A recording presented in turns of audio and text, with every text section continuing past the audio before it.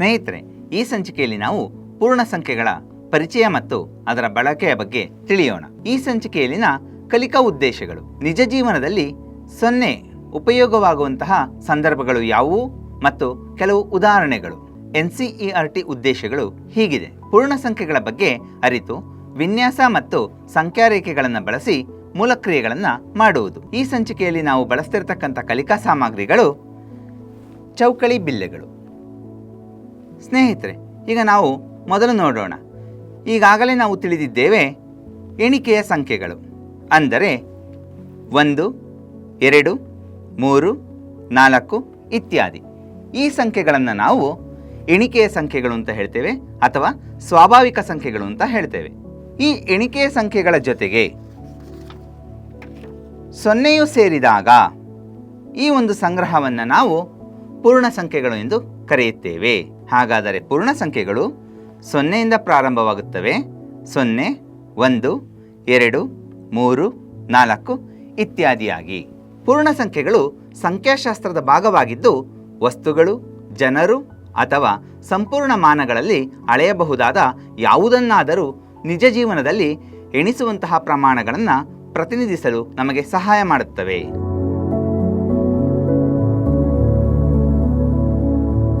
ಈಗ ವಿವರಣೆಯೊಂದಿಗೆ ಶಿಕ್ಷಕರು ಶೂನ್ಯಕ್ಕೆ ಸಂಬಂಧಿಸಿದಂತೆ ಅಂದರೆ 0ಯ ಪರಿಕಲ್ಪನೆಯನ್ನು ಅರ್ಥ ಮಾಡಿಕೊಳ್ಳಲು ವಿದ್ಯಾರ್ಥಿಗಳಿಗೆ ಕೆಲವು ಚಟುವಟಿಕೆಗಳನ್ನು ನೀಡಬಹುದು. ಸ್ನೇಹಿತರೆ, ಇದನ್ನು ನಾವು ಸಂಕೇತಗಳ ಮೂಲಕ ತೋರಿಸಬಹುದು. ಹೇಗೆಂದರೆ ಸ್ವಾಭಾವಿಕ ಸಂಖ್ಯೆಗಳು ಅಂದರೆ 1, 2, 3, 4 ಇತ್ಯಾದಿ. ಇದನ್ನು ನಾವು N ಅಕ್ಷರದಿಂದ ಅಥವಾ ಸಂಕೇತದಿಂದ ಸೂಚಿಸುತ್ತೇವೆ, ಅಂದರೆ ನ್ಯಾಚುರಲ್ ನಂಬರ್ಸ್. ಇದೇ ರೀತಿ ಪೂರ್ಣ ಸಂಖ್ಯೆಗಳು ಅಂದರೆ 0ಯಿಂದ ಪ್ರಾರಂಭವಾಗುವ ಸಂಖ್ಯೆಗಳು. ಈ ಸಂಖ್ಯೆಗಳನ್ನು 0, 1, 2, 3, 4 ಇತ್ಯಾದಿ. ಇದನ್ನು ನಾವು W ಅಕ್ಷರದಿಂದ ಸೂಚಿಸುತ್ತೇವೆ, ಅಂದರೆ ಹೋಲ್ ನಂಬರ್ಸ್. ಶಿಕ್ಷಕರು ಶೂನ್ಯವನ್ನು ನಿಜ ಜೀವನದ ಉದಾಹರಣೆಗಳನ್ನು ಬಳಸುವ ಮೂಲಕ ತಿಳಿಸಬಹುದು. ಉದಾಹರಣೆಗೆ ಬ್ಯಾಸ್ಕೆಟ್ಬಾಲ್, ಫುಟ್ಬಾಲ್ ಅಥವಾ ಕ್ರಿಕೆಟ್ ಆಟಗಳಲ್ಲಿ ನಾವು ನೋಡಿರಬಹುದು. ಕ್ರಿಕೆಟ್ ಆಟ ಪ್ರಾರಂಭವಾಗುವುದಕ್ಕಿಂತ ಮುಂಚೆ ಸ್ಕೋರ್ ಬೋರ್ಡ್ನಲ್ಲಿ 0-0 ಎಂದು ನಮೂದಿಸಿರುತ್ತಾರೆ, ಅಂದರೆ ಯಾವುದೇ ರನ್ಗಳು ಇಲ್ಲ ಹಾಗೂ ಯಾವುದೇ ವಿಕೆಟ್ಗಳು ಇರುವುದಿಲ್ಲ ಎಂದು ಪ್ರಾರಂಭದಲ್ಲಿ. ಇದೇ ರೀತಿ ಫುಟ್ಬಾಲ್ನಲ್ಲಿ ನೋಡಿರಬಹುದು, ನೀವು 2 ತಂಡಗಳು ಯಾವುದೇ ಗೋಲನ್ನು ಗಳಿಸದಿದ್ದಾಗ 0-0 ಎಂದು ತೋರಿಸಿರುತ್ತಾರೆ. ಈ ರೀತಿಯಾಗಿ ಶೂನ್ಯದ ವಿವರಣೆಯನ್ನು ಮಕ್ಕಳಿಗೆ ಪರಿಚಯಿಸಬಹುದು. ಮತ್ತೊಂದು ಉದಾಹರಣೆ, ಬ್ಯಾಂಕ್ ಖಾತೆಯ ಬ್ಯಾಲೆನ್ಸ್ನಲ್ಲಿ. ನಿಮ್ಮ ಖಾತೆಯಲ್ಲಿ ನಿಮ್ಮ ಬಳಿ ಹಣವಿಲ್ಲದಿದ್ದರೆ ಬ್ಯಾಲೆನ್ಸ್ ಶೂನ್ಯವಾಗಿರುತ್ತದೆ.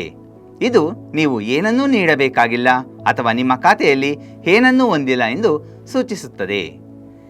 ಅದೇ ರೀತಿ ಒಂದು ಸಂಖ್ಯೆಯಾದ ನಂತರ ಬರೆಯುವ 0ಗಳಿಗೆ ತುಂಬ ಮಹತ್ವವಿದೆ. ಅದನ್ನು ನಾವು ಸ್ಥಾನ ಬೆಲೆಯಲ್ಲಿ ತನ್ನದೇ ಆದ ಸ್ಥಾನವನ್ನು ಗಳಿಸುತ್ತದೆ ಎಂಬುದನ್ನು ಒಂದು ಉದಾಹರಣೆ ಮೂಲಕ ನೋಡೋಣ. ಸ್ನೇಹಿತರೆ, ಈಗ 1 ಈ ಸಂಖ್ಯೆಯ ಮುಂಭಾಗದಲ್ಲಿ 0ಯನ್ನು ಹಾಕಿದಾಗ ಇದರ ಬೆಲೆ 10 ಆಗುತ್ತದೆ. ಅದೇ ರೀತಿ 1ರ ನಂತರ 2 0ಗಳನ್ನು ಹಾಕಿದಾಗ ಇದರ ಬೆಲೆ 100 ಆಗುತ್ತದೆ. 1ರ ನಂತರ 3 0ಗಳನ್ನು ಹಾಕಿದಾಗ ಇದರ ಬೆಲೆ 1000ವಾಗುತ್ತದೆ. ಹಾಗೆ ಈ ರೀತಿ 0ಯು ಯಾವ ಸ್ಥಾನದಲ್ಲಿರುತ್ತದೆಯೋ ಆ ಸ್ಥಾನ ಬೆಲೆಯನ್ನು ಹೊಂದುತ್ತದೆ. ಆದರೆ 1ರ ಹಿಂಭಾಗಕ್ಕೆ 0ಯನ್ನು ಹಾಕಿದಾಗ ನೀವು 1 0ಯನ್ನಾದರೂ ಹಾಕಬಹುದು ಅಥವಾ 2 0ಯನ್ನಾದರೂ ಕೂಡ ನೀವು ಬಳಸಬಹುದು. ಈ ರೀತಿ ಬಳಸಿದಾಗ ಅದರ ಬೆಲೆ ಬದಲಾಗುವುದಿಲ್ಲ ಎಂಬುದನ್ನು ನಿಜ ಜೀವನದ ಉದಾಹರಣೆಗಳ ಮೂಲಕ ವಿದ್ಯಾರ್ಥಿಗಳಿಗೆ ನಾವು ತಿಳಿಸಬಹುದು.